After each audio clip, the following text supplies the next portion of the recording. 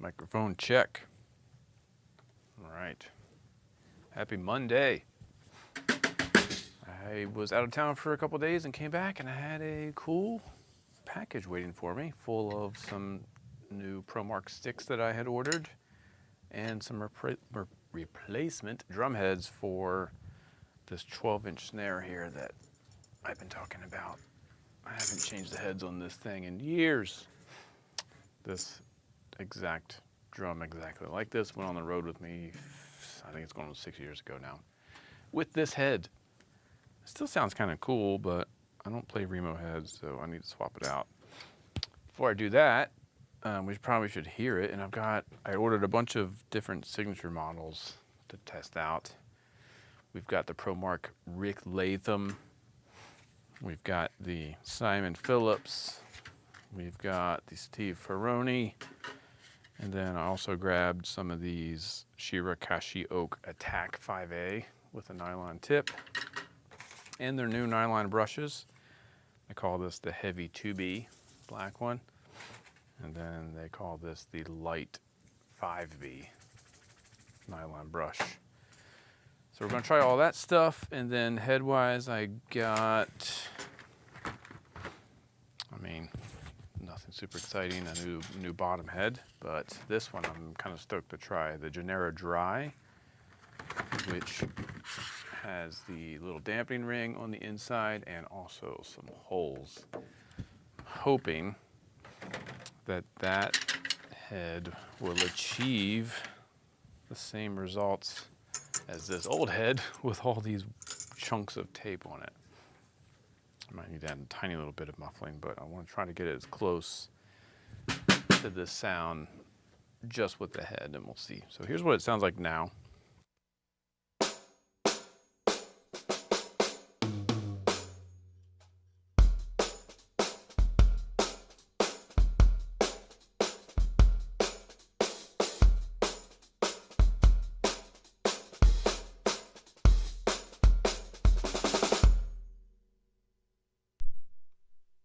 Just realized my overhead was not on.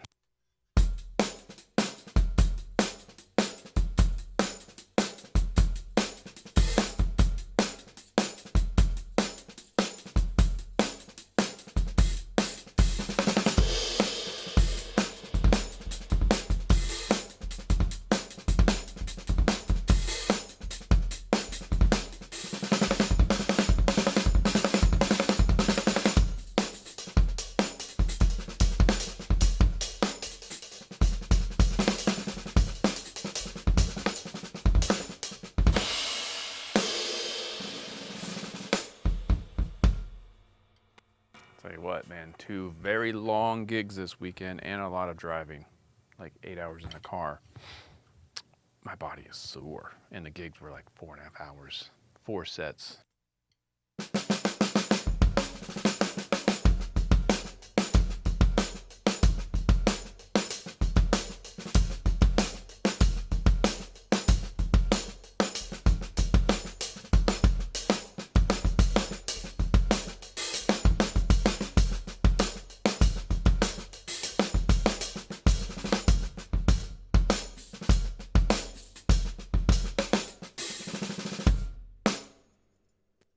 So this is a little 12-inch guy that I don't use for the super tight piccolo sound. I use it for the kind of like drum machine snare, rolling drum machine kind of sound. So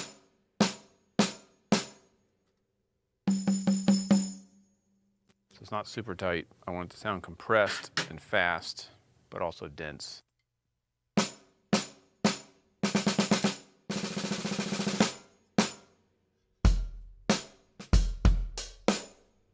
I'm only using it for a couple. I'm using it to replace the sample pad that I had over here. I don't want to use electronics for this upcoming gig. So I want it to sound like a snare sample. So it just needs to have one sound, just a tight, compressed sound.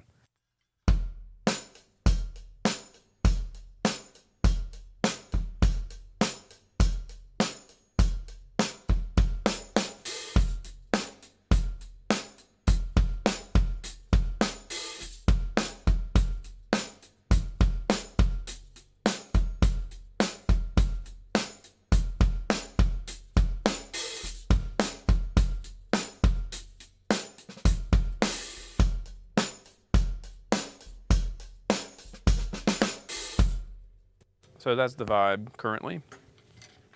I want to just get these heads off of here now. Where'd the other? So while I'm doing this, if you have any questions or any comments, drop them in the chat there. It is Monday. It's a slow start, but we're here.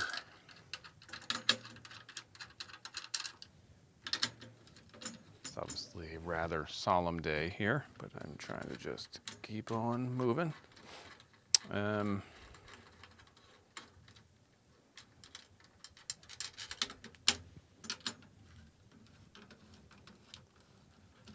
right, so this is a, how many lugs is on this sucker? 6 lugs. I also have an original Yamaha groove wood jingle wedge on this drum.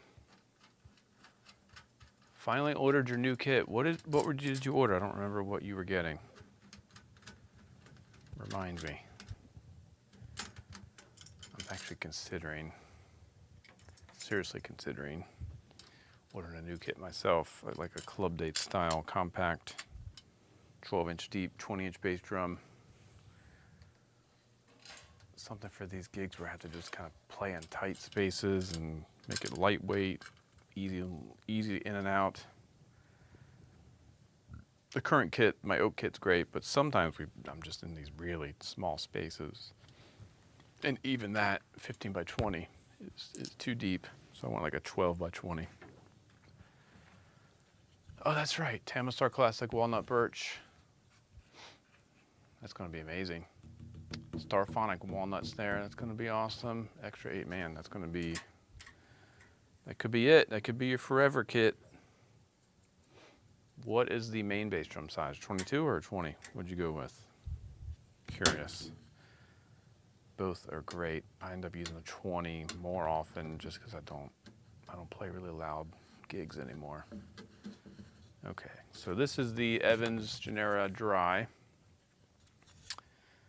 Has the single ply head with is that a 1/2 inch kind of damping ring on the underside, and then a bunch of little pinholes around it which dry up the overtones a bit, hence the name, Dry.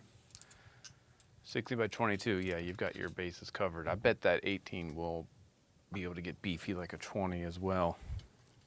So in the 22, you can make it sound massive. Should I clean it? Nah, I'm not cleaning anything. So it's got some gunk on it. I don't even have anything in here to clean it. So, well, that's the way it goes.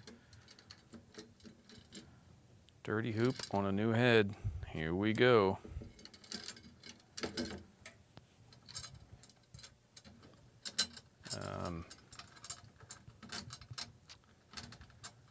What's up, Adam? Had a great learning experience. Was playing my #1 snare, Donette 2 in triple brass with the steel wood hoops.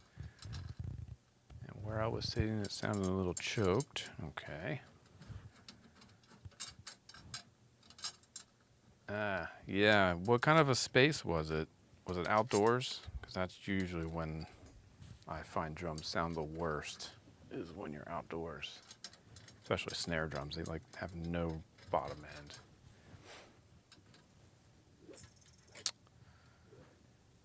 end. Indoors, small club, interesting. Sounded choked, huh? Well, it was Jason Sutter was talking to me about snare drum sounds and how they always project a little bit lower pitch out in front.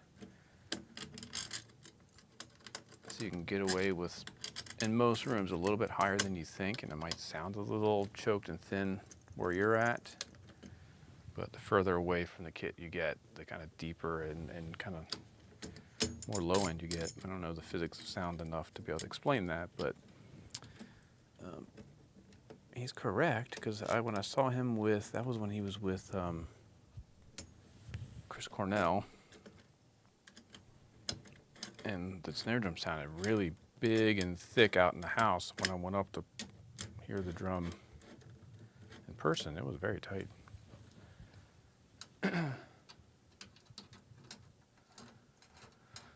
Oh yeah, window, you're getting all those high-end reflections right back at you. That's the worst. The worst. I tend to pile my cases behind me whenever possible in situations like that. Cymbal bag, hardware bag standing up behind me. Drum cases if there's space to just do whatever it can.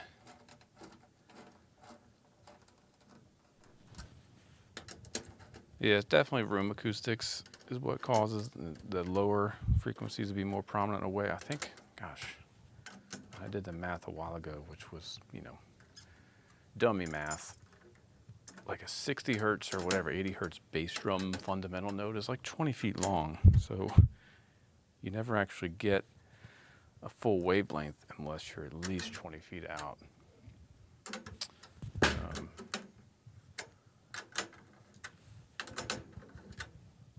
Lately, I've been always wearing earplugs, even if it's a quiet gig. And I have the Session Ace, Brian Stevens' company, the lightest ones, the green ones, which I think might only take out a few decibels of sound, because that, for me, gives me a more accurate representation of what the drums sound like for real, not when you're sitting at it. So always, when I get to a new room, I will always, I just realized this is on the side camera. When I get to a new space I've never played before, I set the drums up, I tap the drums lightly and moderately hard, whatever the, you know, whatever makes sense without being annoying, with no earplugs in, just to hear what's happening. And then I just make a mental note. This is a loud room, so my dynamics have to be a certain way, or it's a really dead room, I have to push a little bit harder. And then I put the earplugs in when we start sound checking, so I can get more acclimated to just remembering what did it sound like with no earplugs in, and what dynamic do I need to play. Put the earplugs in, and don't let myself overplay just because I now have these earplugs in. But those Session Ace greens, I often forget I'm even wearing them because it just sounds natural, just a little bit quieter. All right.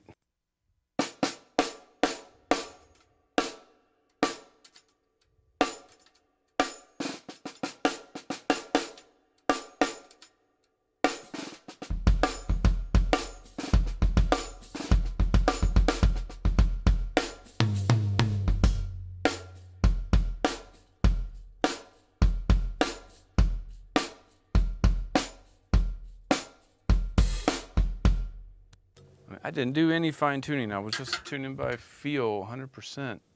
And this thing sounds pretty freaking cool. I think it's definitely it needs to be come down in pitch, I think. So I don't want it to sound like a piccolo.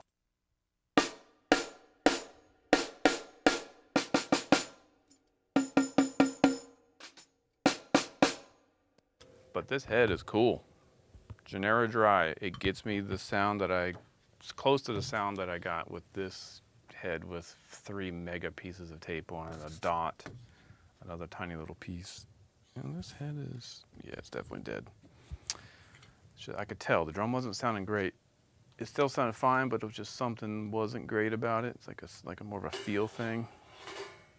So I had to change it.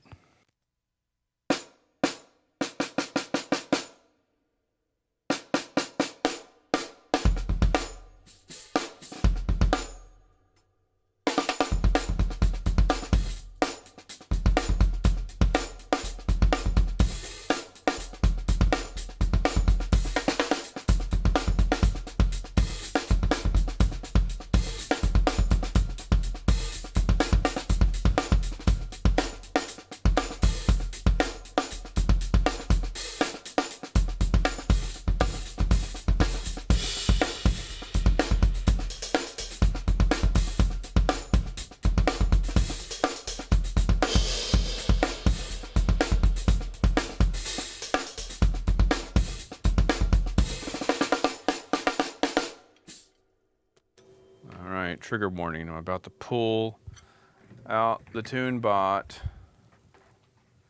I'm about to cheat here. Just want to see where it's at.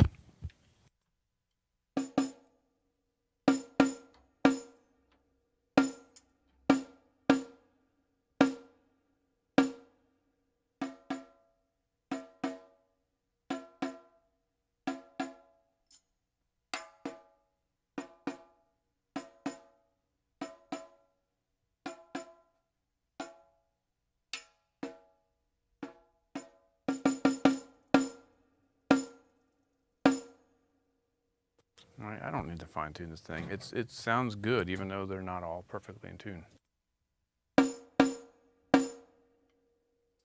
Now the fundamental is a C.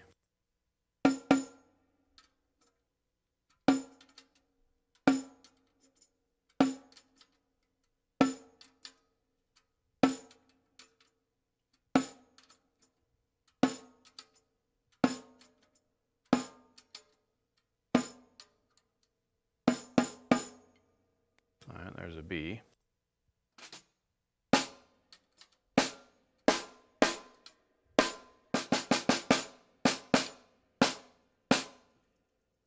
The lower you go, obviously, the more overtones you get. So let's take it down to an A sharp.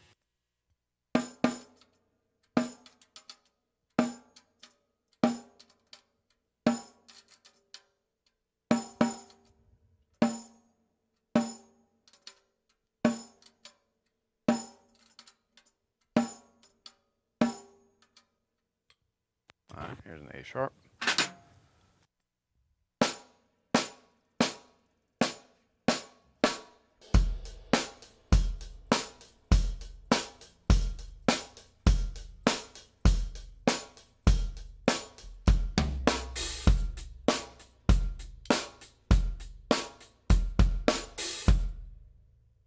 Session Ace is the company owned by Brian Stevens, great drummer, producer, engineer down in Atlanta. I think he's in Atlanta. So yeah, Session Ace, he has all kinds of stuff. A flashlight that's really great, like a stage flashlight. The earplugs are what I'm talking about. He has like 3 of them. There's a green one that's the lightest reduction. The blue one is the medium reduction, and then the red is the most extreme. I use the blue on louder gigs and the green on lighter gigs. And I use the green if I'm doing in-ears, which is most of the time. I'll wear one in-ear on my right, and I will wear the green in my left, and I will match the level of my in-ear volume to the level of the open, whatever stage sound I'm getting in this. So I can hear the band on stage, and then just enough of the intermix, which is just vocals and keyboards. So it doesn't sound like I'm out of balance. It sounds natural, it just sounds like my monitor is coming from the right side. So yeah, Session Ace.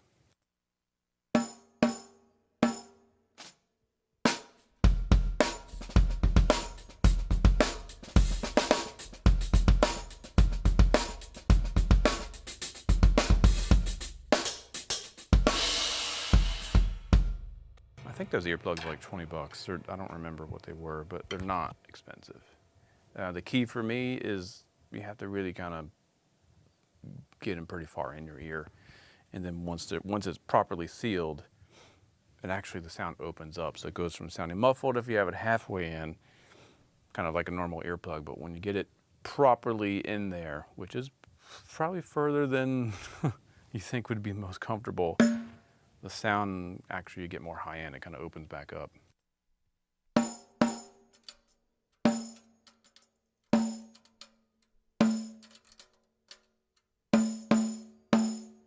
All right, there's an A.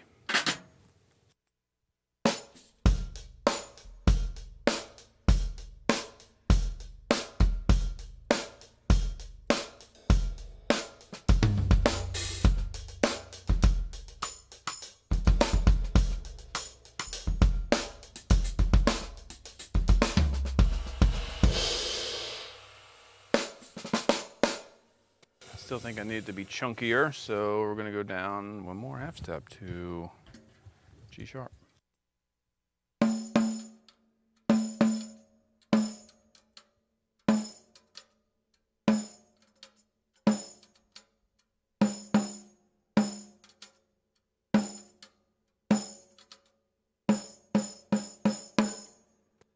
See what this sounds like.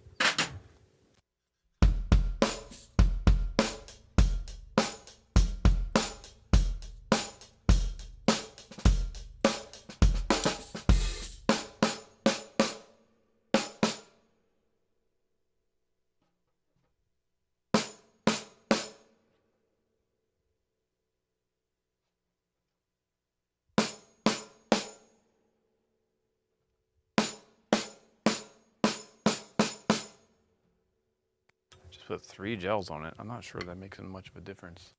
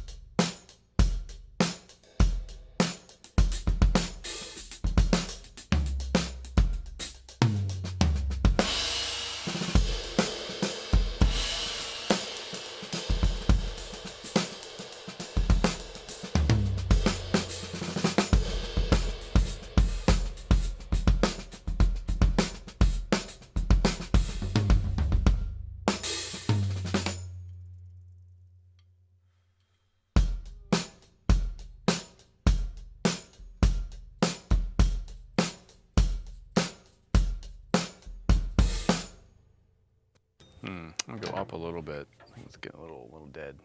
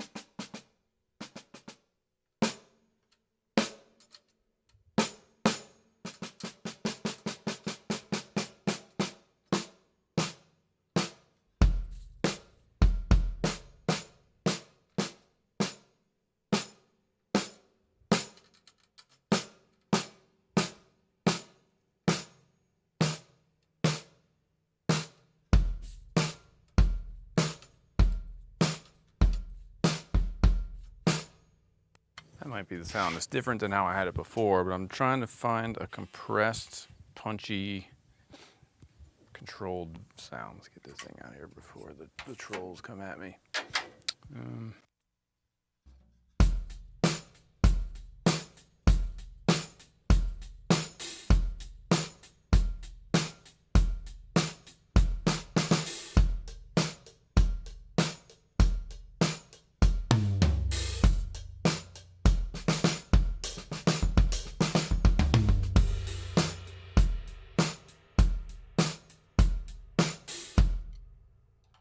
What I should do is put on one of the songs that has this sound and see if I can match it.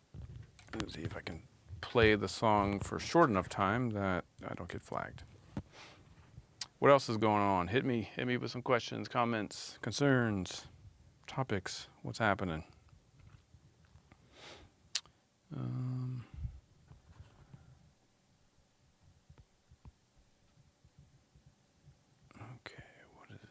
I was just playing the beat to flashes, I think. All right. Just want to get to the part.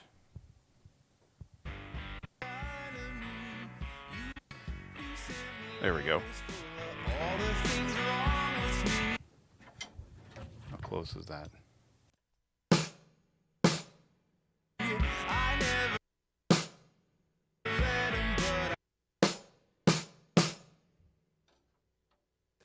It's pretty close. Might take a couple of these loads up just a little bit.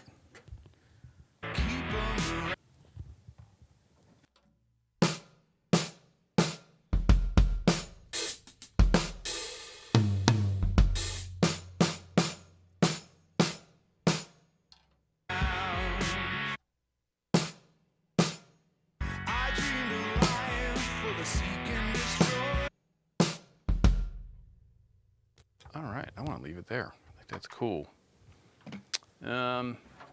So.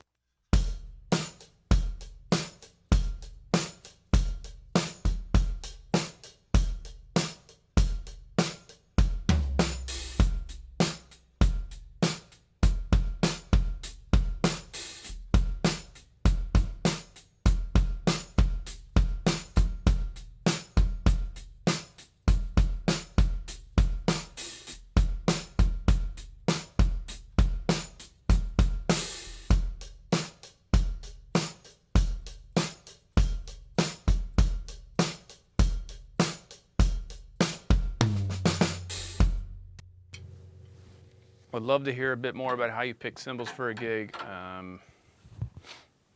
That's a great question. So I have a default set of cymbals that I know will work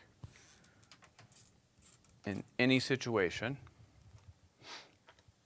And then I adapt from there. So I want something that's not bright, it's not too dark, it's not too heavy, it's not too light. It's articulate but not pingy. It's warm but not too complex, because the room acoustics control almost all of what it ends up sounding like. One second.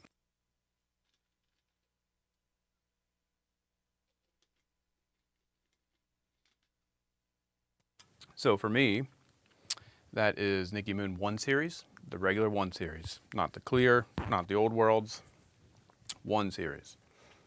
They're right in the middle and not in a bad way. They're not bright, but they have plenty of clarity. They're not dark, but they have a nice lush sound. They're medium thin, so you can crash them and they open up nice, but they're not so thin that they wash out when you have to play a little bit harder. And on the most of the gigs I've been doing this whole year, it ranges from hitting, you know, pretty hard kind of disco, funk, to light jazz, cocktail jazz. So 1 series 20 is my primary, 18, and then I have an 18 sizzle crash, and then 14-inch hi-hats. That's where I start, and then I know those will work in every room. They'll sound good. Then it just becomes, do I need to modify for a particular taste, for a particular aesthetic? Dryer's done. Most gigs, no, but certain gigs, like this setup here for Jeff Taylor, the sounds are very dark and minimal attack and complex, so that's why I modified with some Old Worlds Hawthorne series, this big funky thing here, 16-inch hi-hats with a bunch of stuff, because it's a much more aesthetically nuanced kind of thing. It needs to sound like there's a band sound, versus I just need drums that can do a bunch of different genres. This is an indie rock thing. It's kind of moody, it's kind of dark. So that's why I adapt. I did take this 20 Old World, which I freaking love.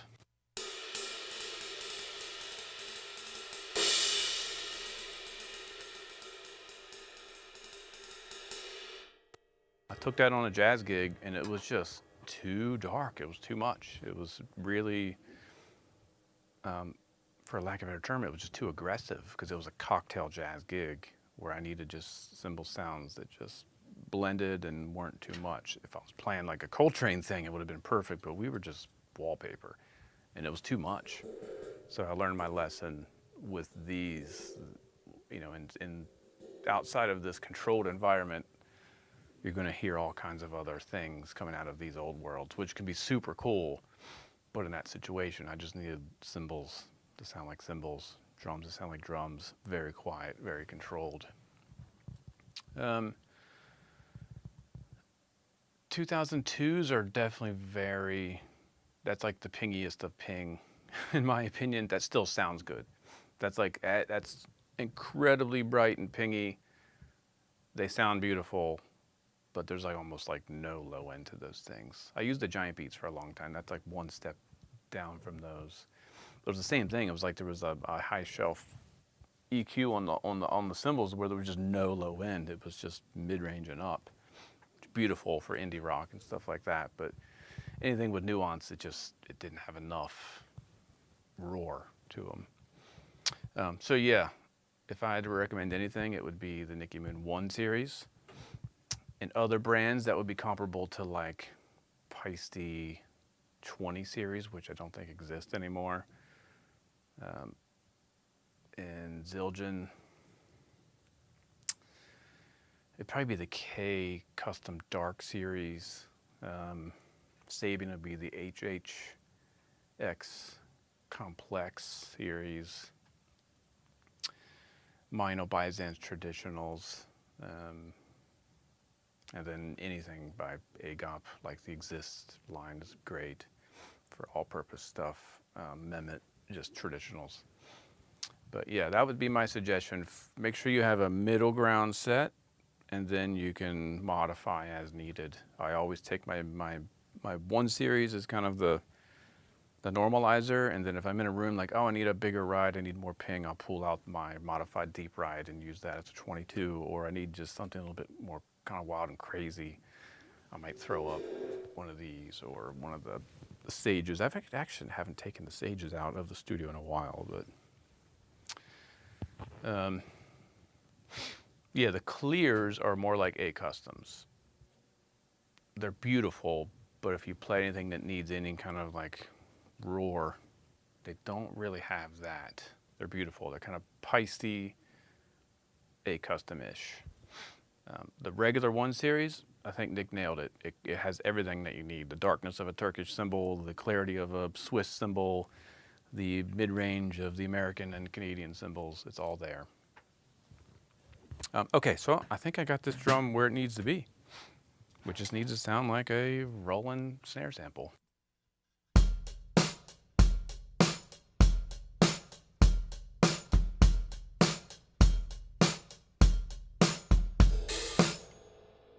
So for any blasphemous TuneBot users,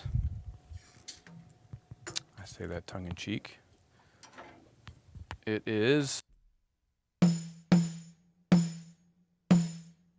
fundamental note of 166 Hertz, which is just slightly sharp of E 3rd octave.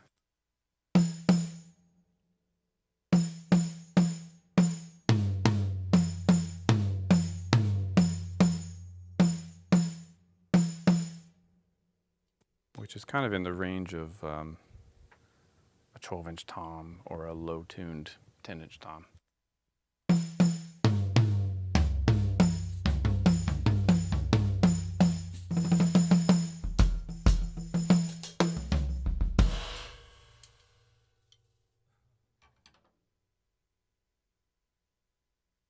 Yeah, I'm kind of just being a bit of a jerk about the TuneBot. I use it every day, and every time I use it, someone says, learn how to tune your drums first. I mean, yes, it's a reference. I know now this drum gets the sound that I need when it's E 3rd octave.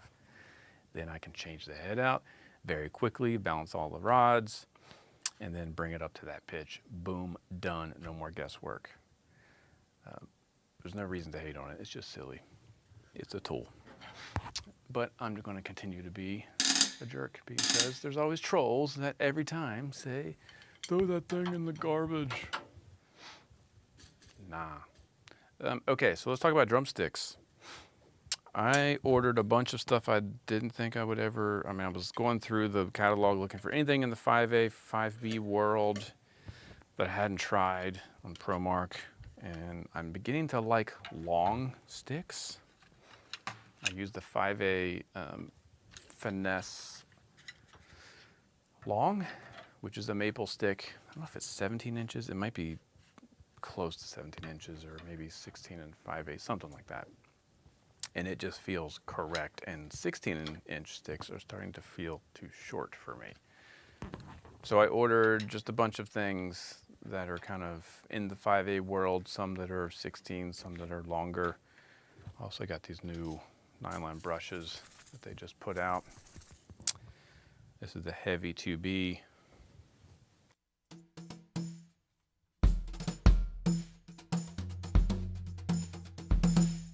Which I think is going to become my primary brush for non-jazz gigs. I do have to play a lot of train beats and stuff with some of these singer-songwriters and like alt country things. That might be the way to go. This is the Light, which says 5B.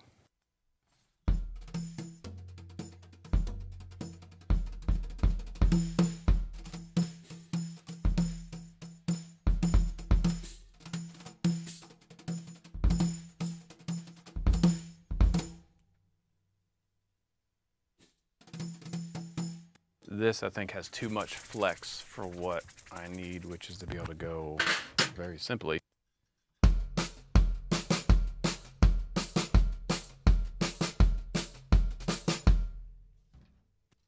that's got just too much flex. I think this black one is the way to go.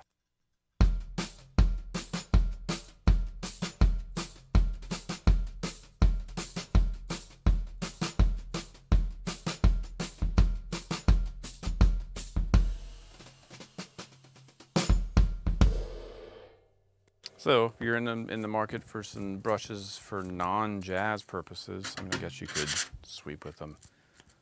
I'm going to be smashing these around on a few gigs. So we'll see how they hold up, but so far I'm digging the feel. ProMark 9-line brush 2B, heavy. That's that. The light, I think, is going to maybe not be good for gigging. Let's see, I'll find some other use for those. All right, let's talk sticks. The first thing I wanted to try was this Shirakashi Oak Attack 5A. It is a 16-inch by 0.551 inch diameter. It has an oval 9-line tip, and it is made of oak. Usually, oak feels too heavy to me. Yeah, these are going to be the move. I have the older ones. I don't know if they're just like discontinued, the blue and the reds, but this is probably going to become my default singer-songwriter folk brush. So these are, it's oak, so it's stiffer, heavier, with a 9-line tip. Something weird with ProMark's 9-line tips is they probably could go through another process of smoothing them down. There's a bit of a ridge. So let's see how they sound on the cymbal.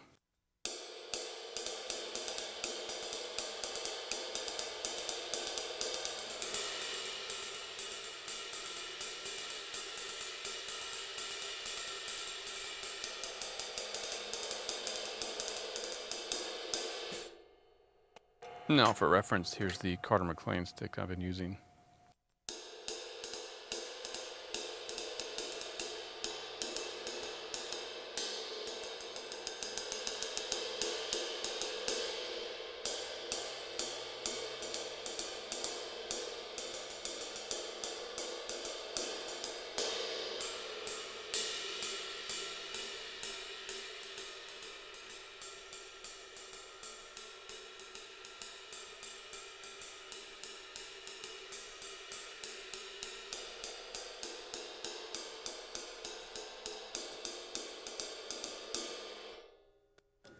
So it's interesting what I'm hearing. I don't know if it's translating through the mics, but more attack, but like a lower tone.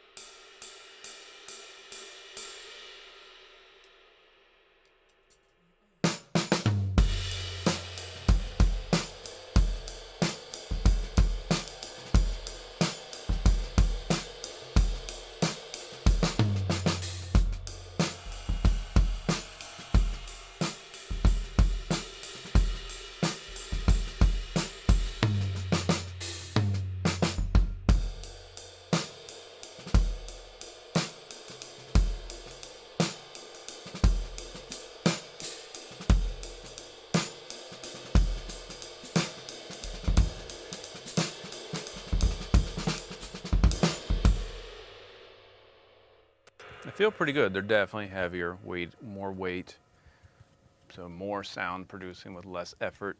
These would be what I was hoping they would be. I play in some rooms that are just really washy, and I feel like I have to overplay the cymbals, so I'm hoping this will kind of help cut through.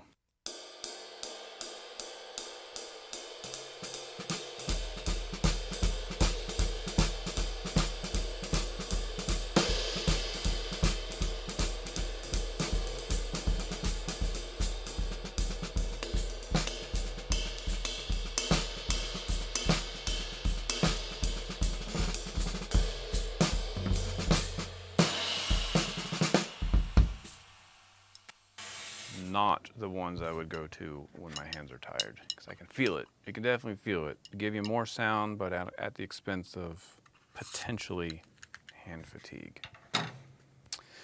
The next weird one, Simon Phillips stick.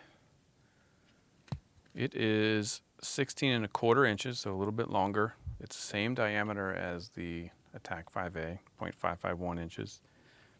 Has a large round tip. These are, I played his sticks when I believe has he always been with ProMark? I played his sticks years ago, and these were just weird.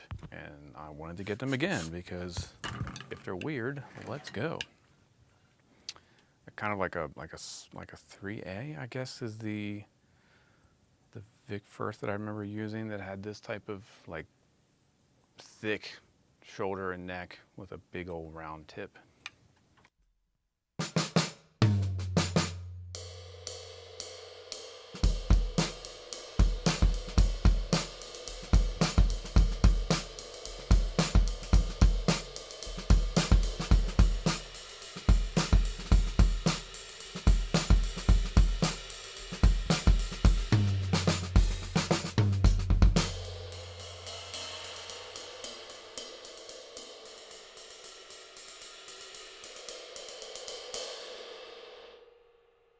Right away, the extra length is helping me tremendously.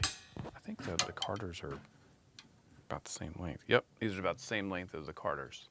They are this tiny fraction bit longer than the Carter, but here's the sound.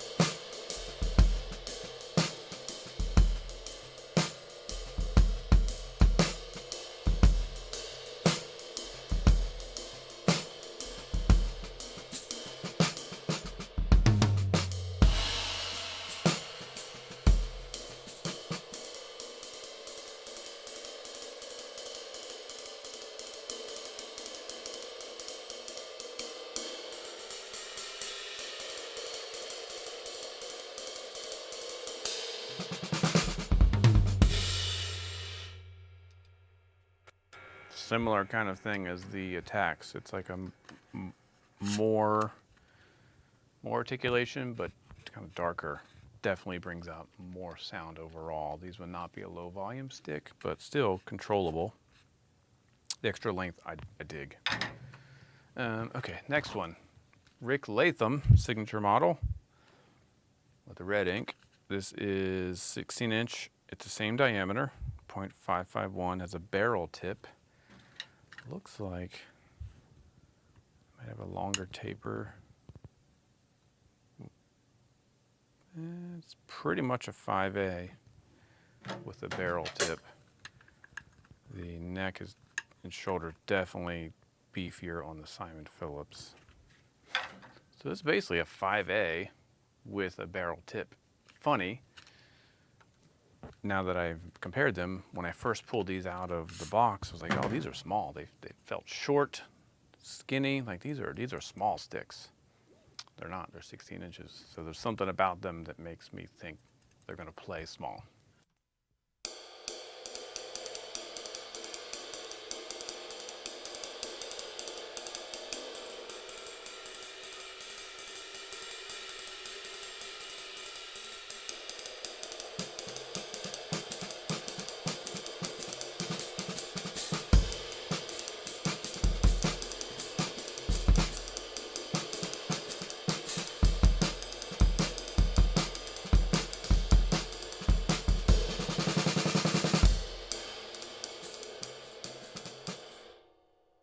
So much more control and articulation. So let's compare it to the Carter first.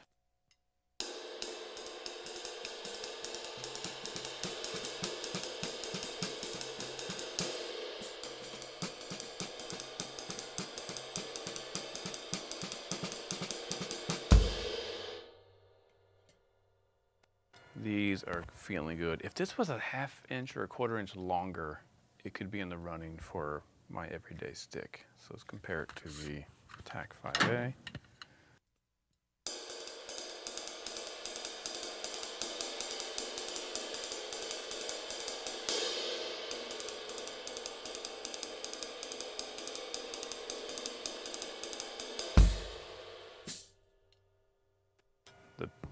The barrel tip is round, and barrel tips are my favorite. Drum Dug 72, I have a pork pie black on brass. I'm considering getting a Black Beauty. Is there enough of a difference to justify the cost? Great question. The pork pie is rolled and welded. The Black Beauty will be seamless. But I've had both of those drums. That pork pie is an amazing drum. So, would I replace the pork pie with a Black Beauty? Only if you have all of your other snare drum flavors covered. So that covers your big, beefy, versatile, warm, kind of vibrant sounding snare. You can tune it high, you can tune it medium, you can tune it low. Done. Do you have a shallow wood drum?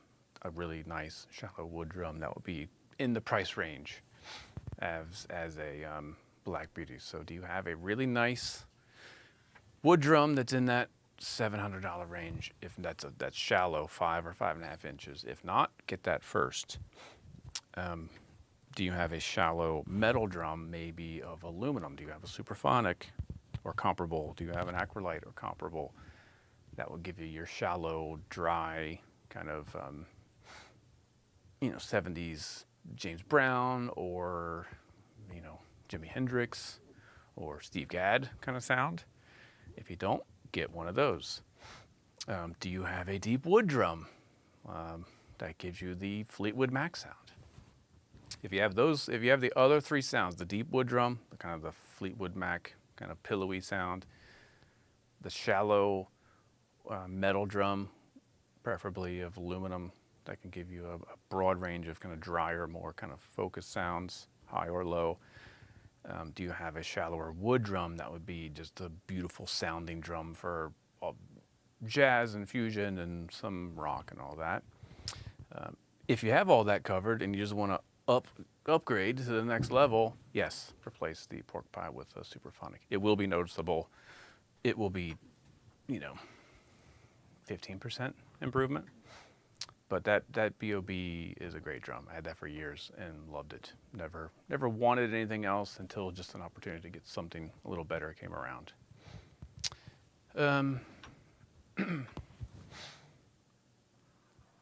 Are those the Simon? No, the Simon Phillips are not the ones that I'm liking. Those are the weirdest ones that I might relegate to. I'm not sure yet. The studio, it's the Rick Latham's Red Label. It's basically a 5A with a barrel tip.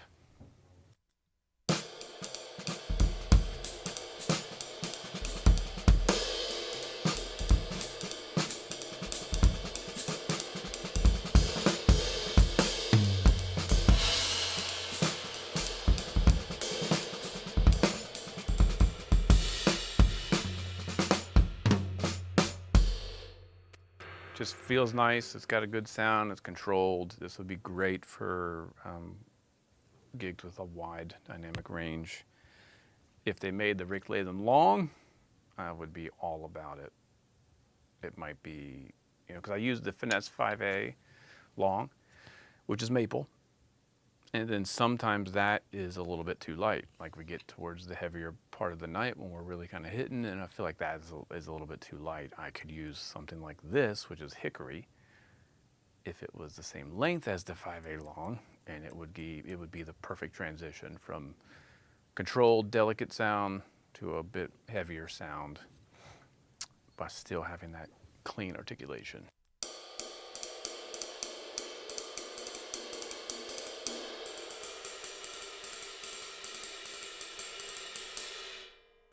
It's really nice stick.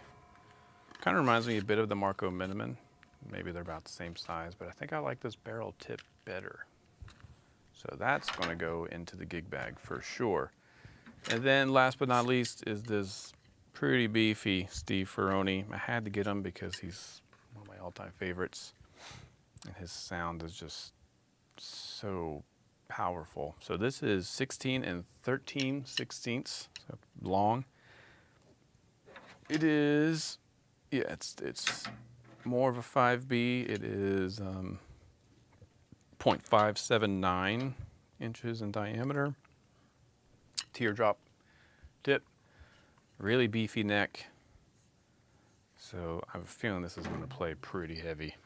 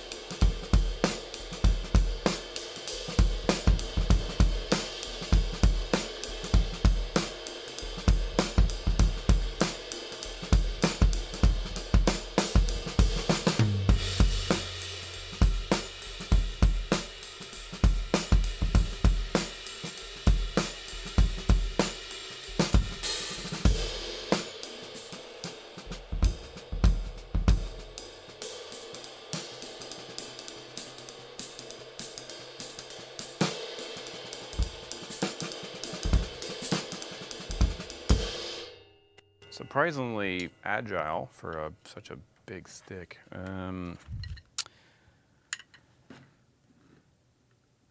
mean, I'm feeling I can choke up on it and get some nice cymbal control. It has some clarity. It's a cool stick. Let's compare it to the Carter. I felt myself wanting to squeeze a little bit too much, I think, because it's a little bit wild.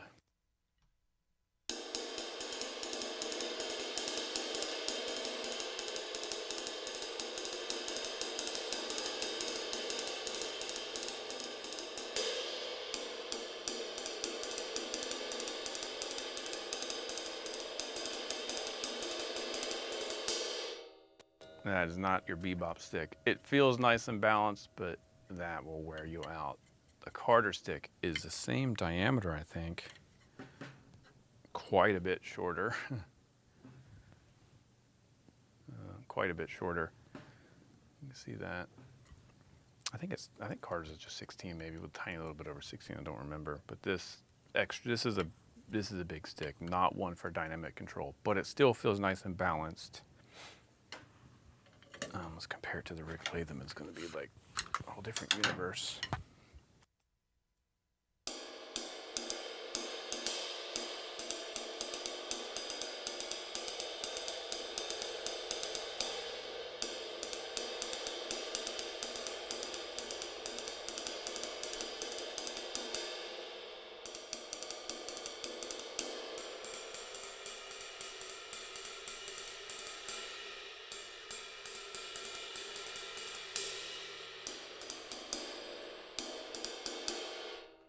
Sound is pretty similar, but it's definitely activating more of the cymbal. I would have to kind of squeeze a bit to get the control. This thing, the Latham, has a lot of control.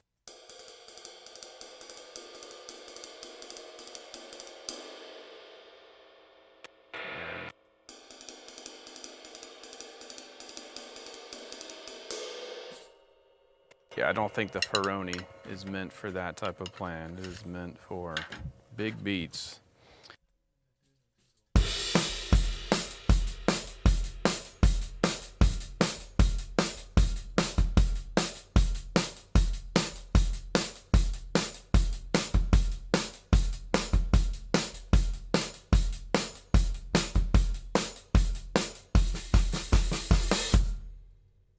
May be great for just driving because it's balanced, but it gives a lot of sound, so I wouldn't feel like I have to hit harder, and it won't wear me out. So that'll go into the gig bag for the harder hitting kind of gigs. The Rick Latham goes into the gig bag for the everyday all-purpose. The Simon Phillips and the Attack 5A, I'll have to experiment to see where they live. Maybe studio bag.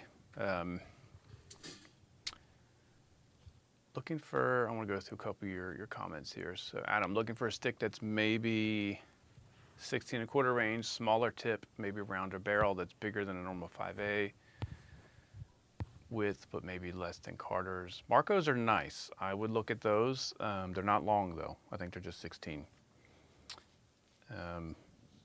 I would check out these Finesse 5A longs. I think they have, I don't know if I ordered any Rebound 5A long. Look at the different long models. The Finesse 5A long is my favorite, but if maple is maybe a little bit too light for you, I don't have any other ones here.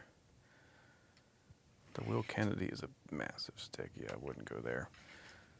I would say look at Marcos. It's not long, but it plays nice. And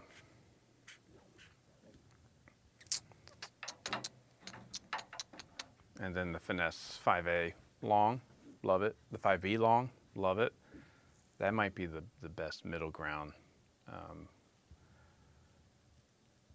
Check the 5B Finesse long. That's a nice stick. Wade, playing acoustic coffee house tune in church this weekend. There are so many options now. It's brushes and broomsticks. It's something I need to add to my arsenal. For those type of gigs, I would stay away from wire brushes, honestly. Like these things. I don't think they do what you need them to do. I feel like wire brushes are for swishing, for jazz. For what you're talking about, you've got the rods, these broomsticks by ProMark are really nice. They have several different sizes. This is the blue cap. I don't know what the size is. Probably one of the smaller ones. I take a set of brooms to every gig, and if we do something like, what's the Neil Young, Harvest Moon, or what is it called? Is it called Harvest Moon? Where actually in the track it's someone sweeping the floor. Those are perfect for that. And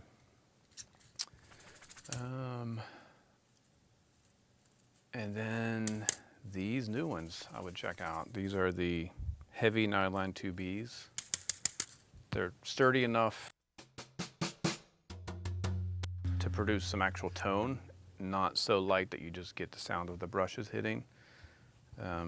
And then there's always the good old rods, hot rods. These are the skinnier ones, lightning rods. This is a sound to me. This is a sound that shouldn't be thought of as a replacement for drumsticks. It's a sound. These rods have a very distinct sound of their own.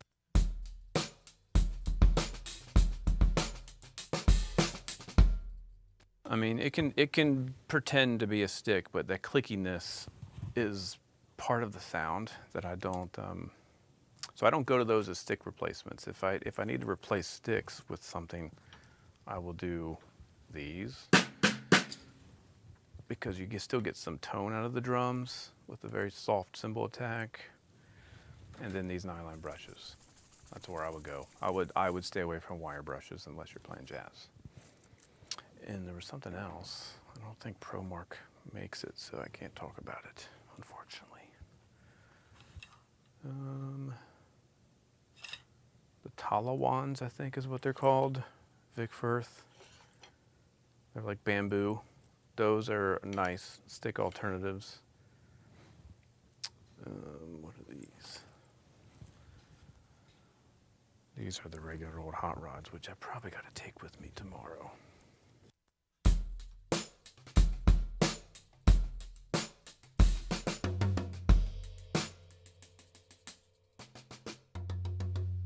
It's just that clickiness of the attack to me is just such a distinct sound, a specialty sound, that if I use those all night, it would drive me bonkers. I would rather use a 7A and just train myself to play very quietly and maybe put, you know, like a tea towel on the drums or a big fat snare drum or something. So it's all about colors and options. I think a lightweight drumstick, you should be able to cover almost every possible scenario if you just play with control. And if you just need something that has that kind of folky, clicky sound, the rods. If you just need something that's softer attack, maybe a little bit more country-ish, go with some nylon brushes. And if you need something kind of Harvest Moon-ish, some of these guys.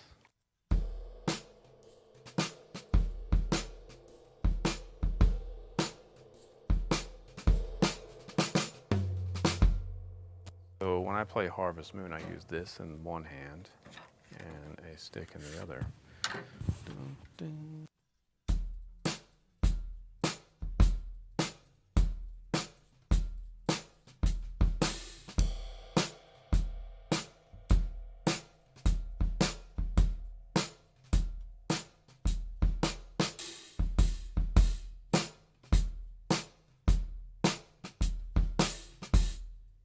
So I like this because I can hit the snare hard enough to pull out the whole sound of the drum, but it's quieter, the attack is less, and then I use a stick for the cymbals.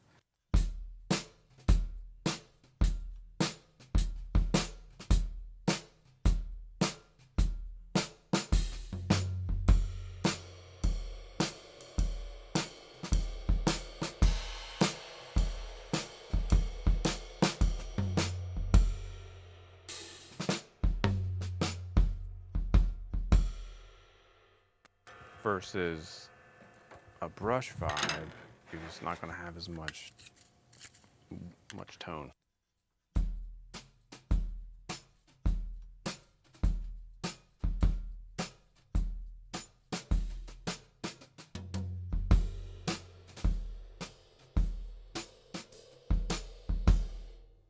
So it just sounds kind of like smacky, flappy, which is a sound. I use these more for when I have to do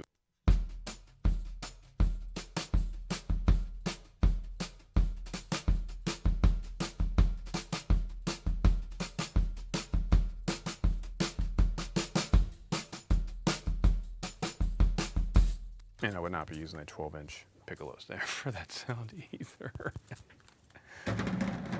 So it can't hurt just to pick up some different options. Some lightweight sticks, maple, 7As, 5As. So just some down the middle hot rods. Some nylon brushes, heavier weight, brooms. Then you're kind of good. And then I would add some mallets for like cymbal rolls and tom rolls. Some grooves sound really cool if you use felt mallets. Is finesse the same as rebound now? No. The rebound, from what I am looking at right here, this is a rebound 5B. It's hickory. So it's a hickory stick with the longer taper, which makes it feel a little bit lighter.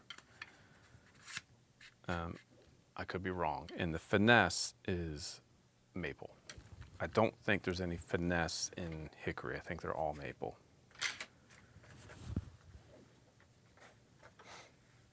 I could be wrong.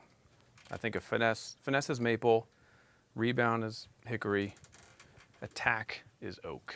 Pretty sure that's how they're categorized now. Have you ever taken the wrong gear to a gig? The gig turned out louder or quieter? Yes. Which is why I don't take specialty gear on a gig if I don't know what's happening. It happened once, an outdoor street festival thing with an artist that I thought we were going to be kind of playing light acoustic singer-songwriter stuff. It turned out to be kind of a pretty hard-hitting blues gig with a really crappy PA system. I thought there was going to be full production, and there was not. It was a PA on sticks, and we were outside in the open air with just like a crappy tent covering us. So the drum sound just disappeared as soon as I hit it, and I had an 18, 12, 14. Tuned low, but I just wasn't getting enough sound. I couldn't hit the bass drum hard enough or tune it low enough to just push enough air. So I made that mistake once and never again. So now my default is, depending on the artist, 12. My main gig kit is oak, 12, 15, 20. And then I'll take 2 snares, a metal and a wood. Both are, well, 5 by 14 chrome over brass is currently what I'm taking, and a 5.5 by 14 oak that matches. So I have 2 different snare sounds that are the same size that I can modify. 12, 15, 20 can cover almost every gig. Tune it up for more of a big band or a jazz thing. Tune it down for kind of a more modern indie rock or whatever. And then occasionally I will swap out, maybe take a 22 if it's a real hard-hitting gig. But these days, especially the way that Chris over at Bucks County makes his drum, his shells, the 20 can cover almost everything. Unless I just need something that resonated a lot more and took up a lot more sound, the 20 will cover almost everything. So yeah, I did it once. I mean, I've probably done it a few times over the years, but that's why I say have your middle ground bases covered. 20-inch bass drum can cover everything from bebop to most modern music, aside from maybe Led Zeppelin or something. 12 can cover almost everything. The 15, you can tune it high or low. It's in between, so I don't have to have 2 floor toms. I just use the 15, and then 2 medium depth snares, 1 metal, 1 wood. That covers everything. From there, it's just specialty. Do I know that I need to have a super gushy snare, then I might take a deeper drum instead of the chrome over brass or something like that.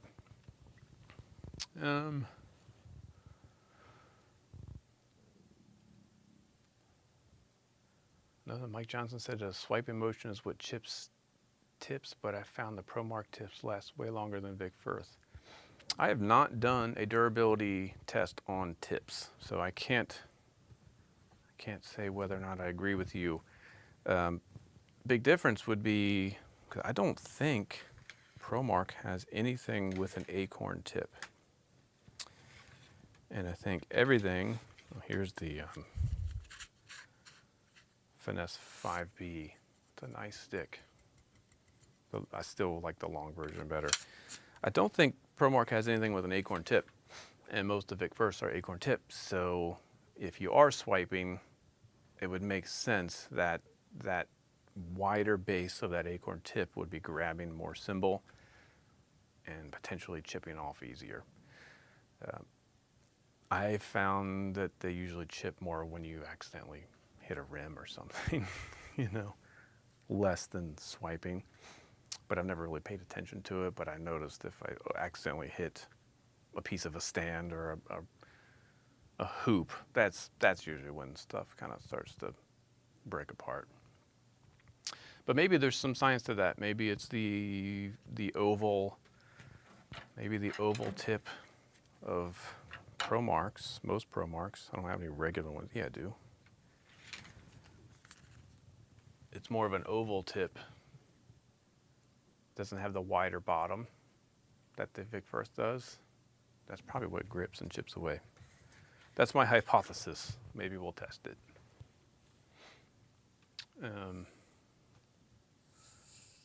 Yeah, ProMark's default tip is definitely bigger. That's why I like the this barrel is kind of really catching my attention, and then the Finesse stuff all has round. Where's another?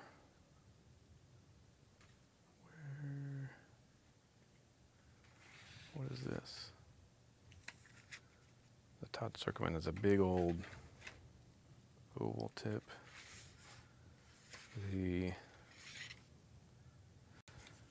This is the Marco Miniman. So it has sort of a round tip.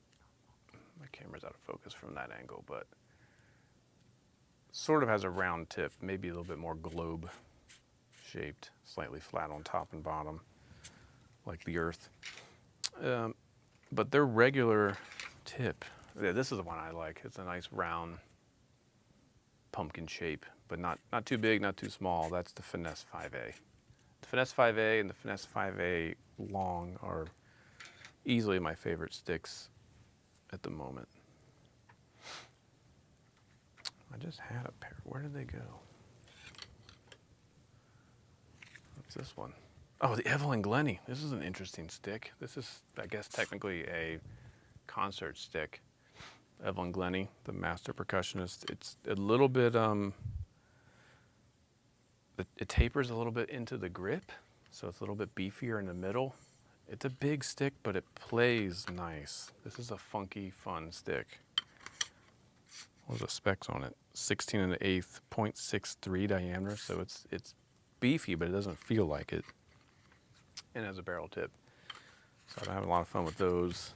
Just experimenting. I feel like you should be trying new sticks whenever you can. I get it that they're expensive and you don't want to go super crazy, but I feel if you know you live in the 5A world, then just try some different things, or in the 5A dimensions, or if 5B is more your thing, just try some other things that are in that world, and then maybe experiment once or twice going like way outside that, like a 2B made of maple or a 7A made of oak, just to see, because you never know. Your hands will change over time.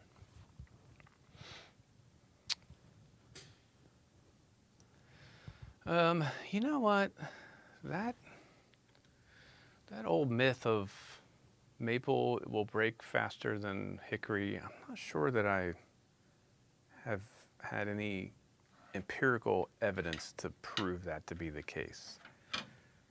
The maple, in my experience, where hickory kind of frays, the more you play it, it kind of frays and like long strips kind of come off. The maple just kind of chops away. So it might appear that it's breaking faster, but I don't know if it really is. And it might, and if you're really chopping the maple in the exact same spot with rim shots, I would assume there's more likelihood of that to break just because you're repeating the exact same chop, where with the hickory it might be dispersing that energy a little bit, you know, along the grain a little bit more. But I have about the same amount of play. I mean, the maple sticks I'm using now have probably, I played like 8 hours this weekend and they're fine. And I wasn't hitting a ton of rim shots, but I was hitting, you know, as hard as I do here in this studio. And the same thing with the hickories. They just show their wear differently. And I have no experience to say whether the oaks are actually more durable compared to what they say. They're definitely heavier. So I'm not sure about that. Your best thing to do is just try a pair and see if they break or not. They definitely feel a lot lighter in the hand, which could, if it gets really loud, the tendency to overplay because you feel like you're not getting enough weight and sound out of the sticks. So I tend to start the night with a light maple stick. If it needs to get more intense, I will switch over to a hickory later. It's kind of how I get my hands acclimated to the gig. And very rarely we coming out like it's 1994 and playing Smells Like Teen Spirit from the first downbeat. It's usually we're easing into it. So I don't know. I certainly should, maybe I should start journaling my stick, the lifespan of my sticks. I don't tend to break sticks much anyway. If you're hitting super hard, you gotta use a hickory stick. Just because the maple's just not gonna give you enough return. Although, this Todd Zuckerman is maple. Where is it? It's the Will Kennedy. Where's the Todd Zuckerman? Todd Zuckerman stick is maple. That's not it.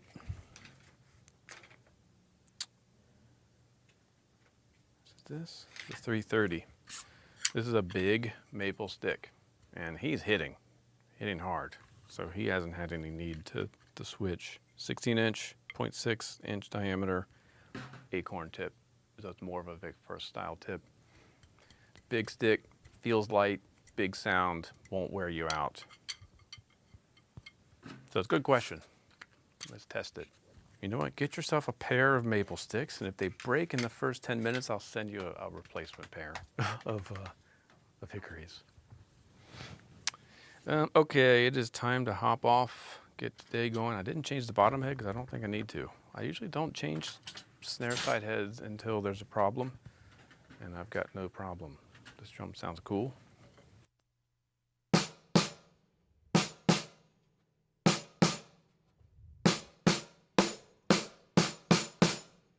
And I don't need the dampening. That was just initially getting acclimated. That's it.